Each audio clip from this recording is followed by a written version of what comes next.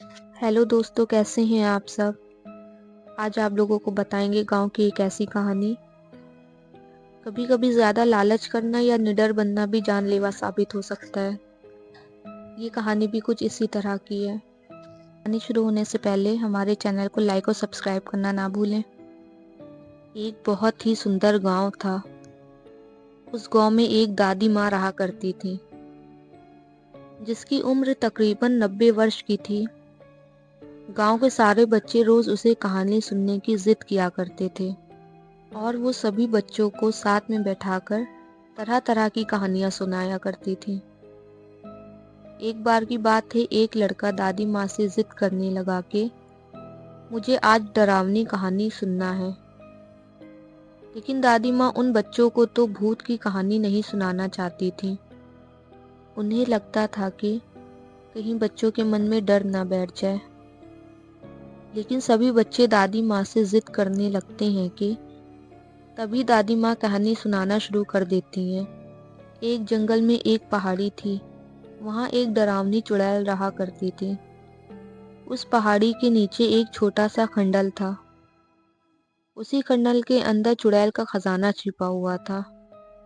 बहुत से रत्न, हीरे, मोती, जवाहरात और महिलाओं के बहुत से आभूषण थे।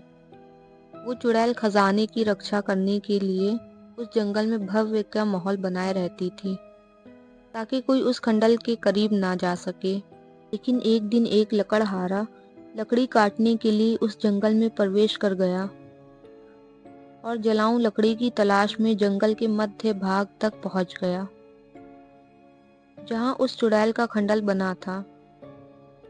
खंडल के आसपास बहुत सी सूखी लकड़ियां पड़ी हुई थीं। उसने सोचा कि उससे उत्तम जलाऊ लकड़ियां तो कहीं नहीं हो सकती, जो पूरी तरह सूखी हुई थी। वो लकड़हारा खंडल की सीढ़ियों से लकड़ियां इकट्ठा कर रहा था।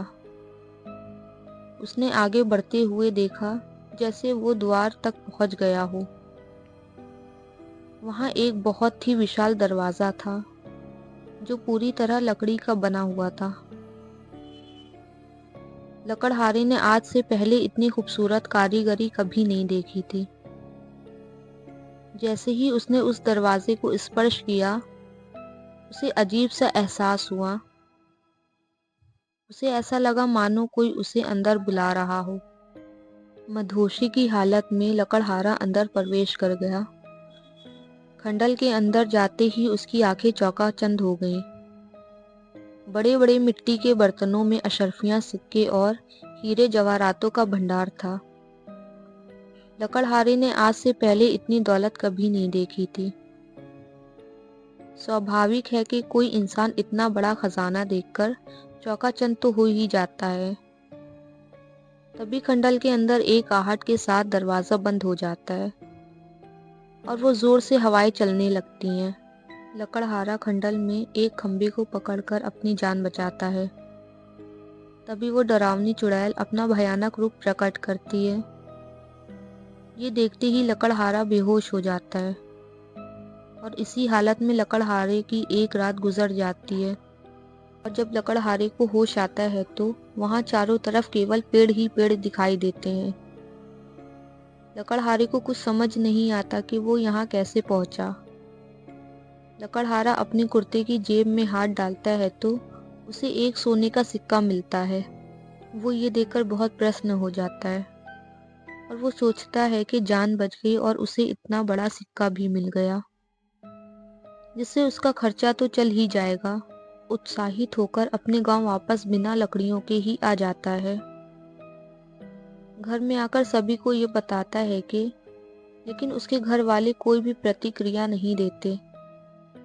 उसे लगता है कि मैं इतनी जोर जोर से सबको अपनी बातें बता रहा हूँ, लेकिन कोई मेरी बातें सुनना क्यों नहीं चाह रहा। अभी वो आसपास में ही पड़े पानी के बर्तनों में मुंह धोने के लिए हाथ डालता है, लेकिन वो पानी की एक बूंद भी स्पर्श नहीं कर सकता।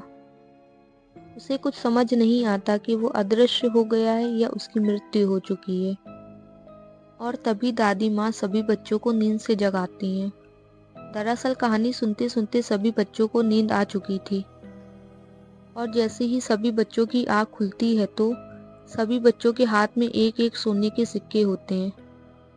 और वो बच्चा जिसने दादी माँ से कहानी सुनने की जिद की थी, वो गायब हो चुका था। माँ चारों तरफ उसकी तलाश करती हैं, लेकिन वो कहीं नहीं दिखाई देता। सभी बच्चे सोचते हैं आखिर वो कहाँ गया। वो बच्चा रहस्यमयी लड़का बनकर रह जाता है।